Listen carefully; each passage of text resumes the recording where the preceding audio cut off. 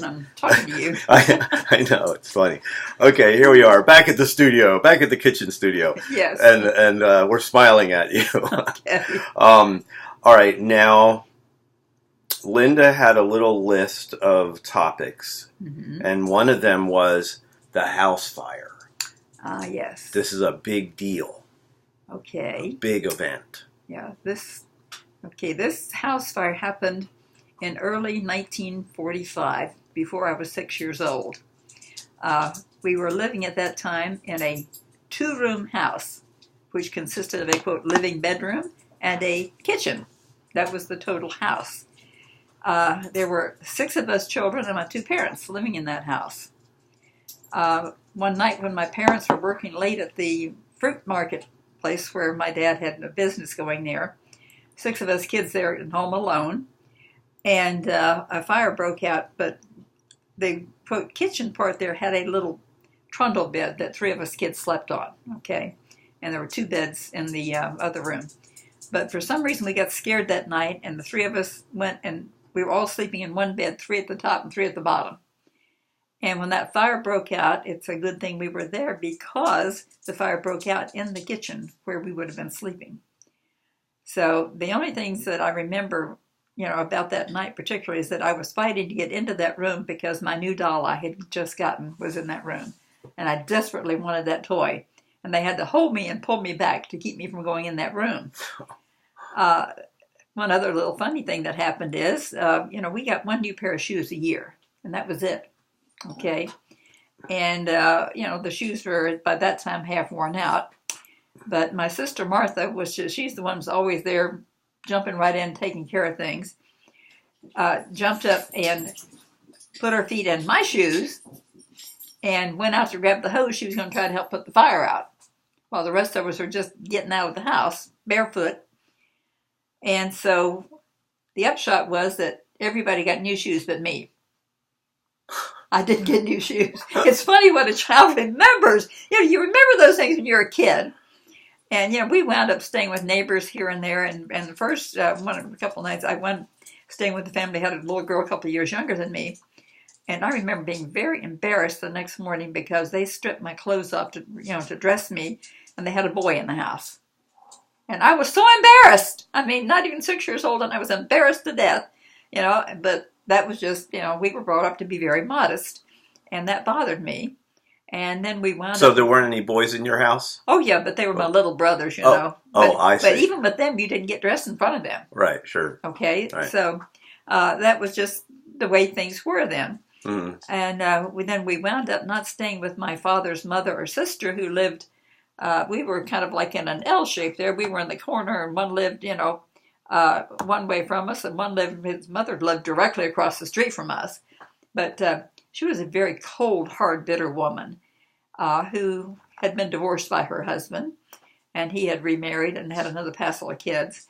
But she lived across the street from us. We weren't allowed in her yard even, much less in her house. So anyway, we wound up living with a neighbor. They were the Pages. I couldn't tell you their first names to save my life because it was always Mrs. Page and Mr. Page to us. Their children were Ruby, Ruth, Paul, and Elmo. Ruby and Ruth had moved out to California during, early part of the Second World War and gotten jobs out there. Paul had moved to Texas and eventually died in a fire there. The youngest was Elmo, who was, as they would say today, mentally challenged, but he was what they call then mongoloid. Very sweet, very nice, very protective of the children in the neighborhood because he was already an adult. And they took us in. All six of us kids, whatever. I mean, they made room for us. I don't know how, but they made room for us. And we stayed there until my father could rebuild. And this time he built a 4-room house that actually had a living room, 2 bedrooms, and a kitchen. Wow. But no bathroom. We didn't have any sewer connection or anything else, It's like my parents had grown up using outdoor toilets, so to them that was nothing. For me in the wintertime, to get up in the middle of the night and walk down that path to go to the bathroom, even on a cold night when it wasn't even wintertime, if it was really cold weather, we had what we called a slop jar. They have different names for them, but that's what it was called that you could use. But it was pretty cold to sit on anyway. But, you just made do. You did what you had to do. My dad did pay. We were close enough to the city water that he paid to have a pipe run to our yard so that we had a faucet outside the kitchen. We could go out and get, good water. Wow. So. And where was that? That was in Arkansas, a little place they called, it's still Osceola there. But in Florida, the same spelling in other places, it's Osceola. Okay? So that's where I grew up. That's where I spent my first 18 plus years, and a town I grew to very much dislike. Okay, so you were in your first little house. Yeah. And it burned down. Right. And then you stayed with this family. Right. That had like a Down syndrome grown up son who was an interesting kid and watched out for you guys. How long did you stay there? I couldn't tell you exactly how long it was. About? But it was certainly long. I don't know. I was very young. A couple years, maybe. Oh no, not that long. Oh, no, okay. No, not that long. But probably half a year. Probably half a year or so. My father was an excellent carpenter, and he built the house himself. Wow. Okay, so then he rebuilt the house on the same property where the house was burnt down. Yes. Okay, neat. Yes. Gotcha. Same place. Yeah.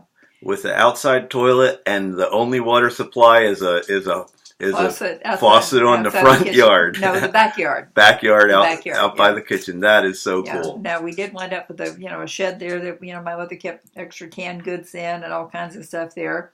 We had chickens. Mm-hmm. Yeah.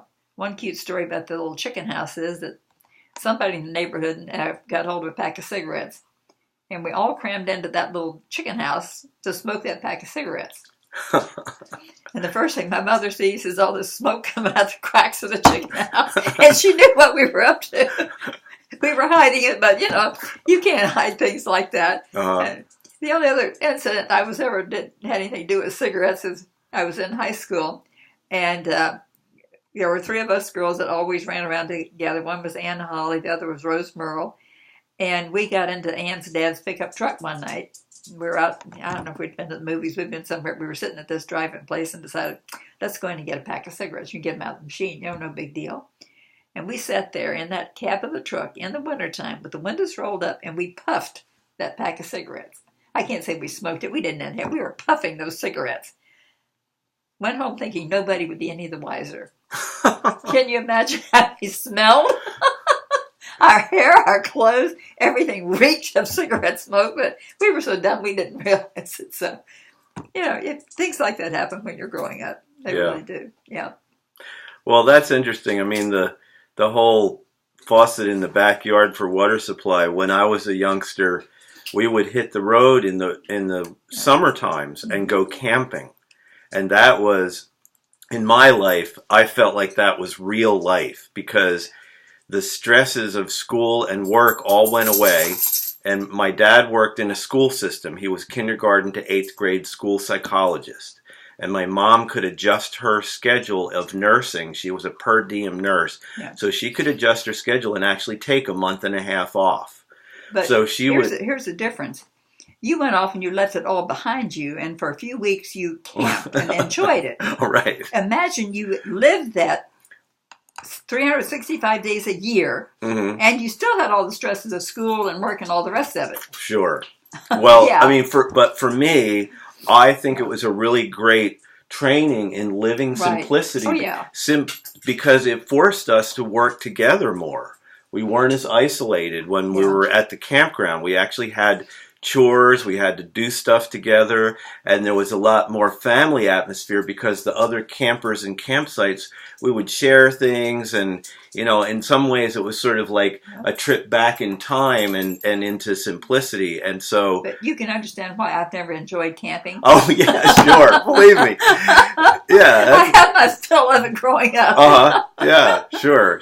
I'm not complaining, but I'm just comparing.